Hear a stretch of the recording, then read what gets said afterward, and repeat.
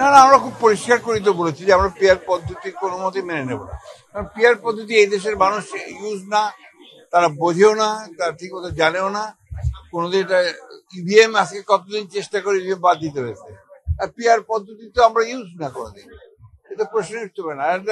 That's not adult franchise, মানে direct যে গণতন্ত্রের যে অধিকার আমার, সেই অধিকারটা তো সেখানে বিঘ্নিত হয়। বাংলাদেশের মানুষ এখন নির্বাচন চায়, এবং নির্বাচনই এখন একমাত্র উপায় যে বাংলাদেশকে যে সংকট আছে রাজনৈতিক এবং অর্থনৈতিক, সেই সংকট থেকে উদ্ধার করার একমাত্র পথ হচ্ছে নির্বাচন, এবং সেটা একটা অবাধ সুষ্ঠু নির্বাচন।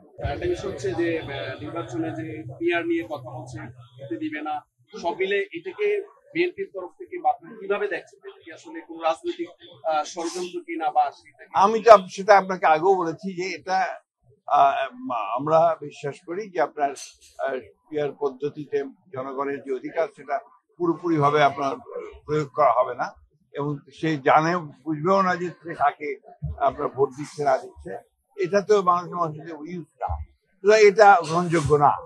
সুষ্ঠু আপনার নির্বাচন হবে, এবং ছাত্র সংসদের একটা নির্বাচন যে অবাধভাবে হয় এটা সকলেরই কাম্য। তবে এটা ছাত্রদের ব্যাপার, ছাত্রই ভালো উত্তর দেবে। Thank you.